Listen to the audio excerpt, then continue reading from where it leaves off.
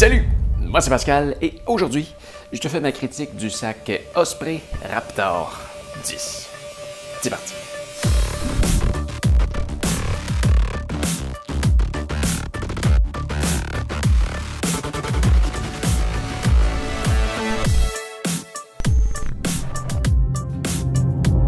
Et donc, je te fais ma critique de ce fameux sac aujourd'hui que j'utilise depuis maintenant à peu près 2 ans, je dois dire, parce que j'avais dû remplacer mon précédent sac qui était un Camelback. Et je me décide de te le présenter aujourd'hui simplement parce qu'il y a quelqu'un qui m'a demandé quel était le sac que j'utilisais ces temps-ci. Salut Pierre. Alors, je me suis rendu compte, en lisant cette question-là, que c'est vraiment un sac que j'aime beaucoup. C'est le sac qui est sur le bord de ma porte en tout temps. C'est le sac qui est... j'ai une dizaine de sacs, mais ça, c'est le sac que je dois utiliser le plus souvent parce que c'est le sac qui correspond le mieux à peu près n'importe quelle activité d'une journée en été. Hein?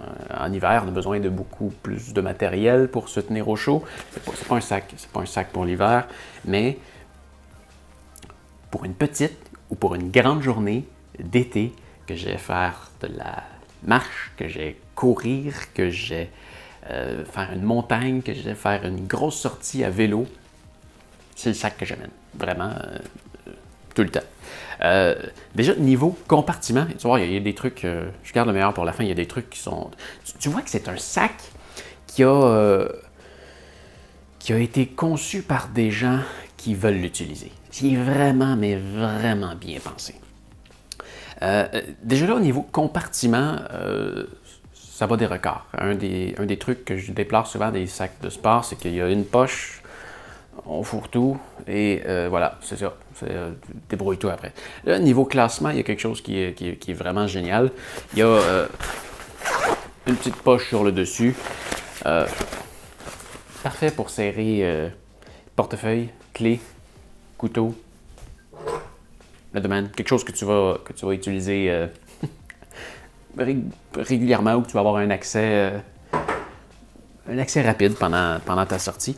Et tu as même, hein, je disais portefeuille, si tu veux le sécuriser encore plus, tu as une autre poche à l'intérieur dans laquelle tu peux aller serrer. Ah, ben, tiens, tu vois, ils ont même mis un truc là pour que je l'ai jamais utilisé, là, mais je pense que tu peux attacher ta clé ou justement ton portefeuille après ça.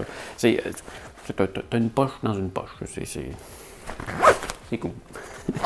À l'extérieur, si jamais tu as trop de trucs, parce que c'est quand même juste un sac de 10 litres, hein, tu mets pas grand-chose, mais c'est juste assez pour amener ton eau, ta nourriture et quelques petits trucs de plus au besoin. Mais si jamais tu as, je sais pas, ton lunch qui prend beaucoup de place ou quelque chose, c'est une belle poche qui s'étire comme ça à l'avant ou à l'arrière, dépendamment de quel sens tu le regardes.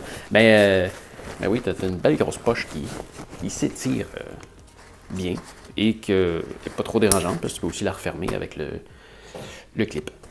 Et au niveau de la grande poche, ça te laisse quand même mettre...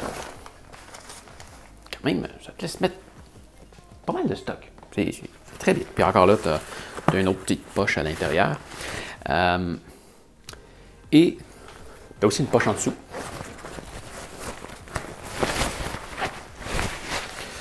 Je sais pas, qu'est-ce que tu veux là-dedans, mais ils ont aussi ajouté... Ils ajoutent toujours quelque chose. Je l'ai jamais vraiment utilisé, mais tu as comme une poche à outils encore là avec plusieurs poches. Donc, si tu veux, je sais pas, traîner tes ustensiles ou quelques trucs. C'est vraiment génial. Et celle-là, si tu ne veux pas, ça s'enlève. C'est super simple à enlever. Ça s'enlève. Si tu ne veux pas. Parlant de poche, il y a un truc. Il y a un truc que... Il n'y a pas beaucoup de sacs qui réussissent bien. Et c'est les fameuses poches de côté. Je vais descendre la caméra pour ça. Bon, tu vois, le problème que j'ai avec la plupart des sacs, c'est que au niveau de ces fameuses poches-là qu'il y a sur le côté, je les aime. Je les aime, ces poches-là, parce que je veux avoir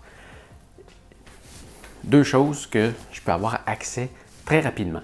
Parce qu'au lieu de, je ne sais pas, mettre mon téléphone et ma caméra dans mes poches. Parce que, je veux dire, quand tu marches, je veux dire, c'est un peu plate d'avoir quelque chose dans tes poches. Je veux pouvoir les mettre ici. Et il y a très peu de sacs qui réussissent cette partie-là bien, parce que généralement, mon téléphone, il ne rentre pas dans ces poches-là. J'ai un gros téléphone, c'est un Samsung Galaxy S8 Plus. Et dans cette poche-là, il rentre super bien. Ça se referme avec un zip. Et mon téléphone est là. Je vais mettre ma caméra de l'autre côté, encore là, pas de problème. Ma caméra, elle rentre. Donc, j'ai un accès rapide à mon téléphone. Je peux le resserrer rapidement. Le zip, il va super bien. Je peux sortir ma caméra rapidement. Elle coince un petit peu parce qu'elle est quand même très épaisse. Mais voilà, je peux rentrer ma petite caméra là-dedans. J'attends qu'elle se referme. Et voilà, c'est refermé, c'est fini. Ça c'est un truc qu'il y a très peu de sacs qui réussissent à faire bien. Et c'est de loin le sac qui l'a le plus réussi parmi les sacs que j'utilise. Vraiment, c'est un truc que j'apprécie beaucoup. J'ai des sacs de 80 litres avec des toutes petites poches. J'ai toujours trouvé ça ridicule. Et lui, c'est juste génial. On va ensuite parler de la poche d'hydratation. C'est un sac qui m'a fait revenir sur mon idée. J'avais arrêté d'utiliser les poches d'hydratation parce que, c'est long à laver. Ça change pas, c'est pénible à laver. Mais il y avait aussi l'histoire de goût. Et celle-là, oui, ça donne un goût. Je ne dis pas que ça donne pas de goût, mais ça donne quand même un goût léger. Et si je regarde, ça fait... je l'ai laissé sortir pour faire la vidéo. Ça fait peut-être 3 jours que l'eau est dedans et... c'est très buvable. Il y a un goût. Oui, il y a un goût, mais il est très peu prononcé. Ils ont un sac qui donne peu de goût. Et ça se rebarre aussi. Mais vraiment, il y a un truc que j'aimais pas des poches d'hydratation, c'est que l'eau, elle devient chaude très rapidement. Je pouvais partir avec un sac, je mettais de la glace dedans. Je laissais mon sac au frigidaire le temps d'une nuit pour qu'il soit froid. Et le matin, je mettais de la glace dedans et le soleil frappe dessus. Le sac est collé sur le dos. Je transmets de la chaleur au sac et l'eau devient pas bonne très rapidement. Avec ce sac-là, vraiment, ça a été très bien pensé. De un, la paille se passe très facilement. C'est pas pénible à passer. Tu ne passeras pas 5 minutes à essayer de le passer. Leur système qu'ils ont fait ici, regarde ça, c'est génial. Ils ont mis un petit aimant là qui se bouge un peu partout. Et tu as un aimant juste ici. Alors, voilà. Donc, quand tu veux boire, tu bois. Tu remets environ... Toi, je regarde même pas. Tu bois. Tu remets là et tu peux l'avancer. Voilà. Wouh! Wouh! Ah non, ça marche pas tout le temps. Ah. Bref, tu vois, c'est facile. Elle traîne pas.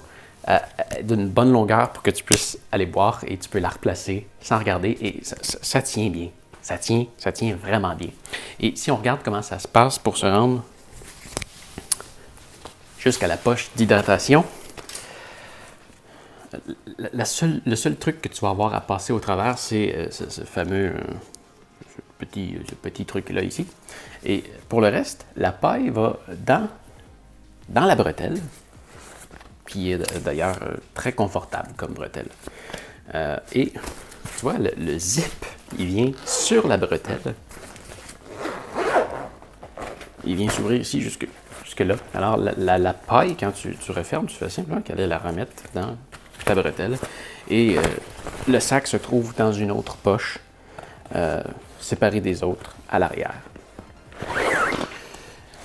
Le sac d'hydratation qui vient dedans est un sac de 3 litres. Ça se lave relativement bien. J'étais pas convaincu du système au début qui fait en sorte que tu dois l'ouvrir et j'en étais pas convaincu, mais finalement c'est génial et ça fait en sorte que tu peux le mettre à l'envers quand tu as fini de t'en servir pour le faire sécher et qu'il n'y a pas d'eau qui se mette à croupir dedans pendant que tu ne l'utilises pas pendant quelques semaines. Ouais, donc un super beau sac de 3 litres et regarde ça.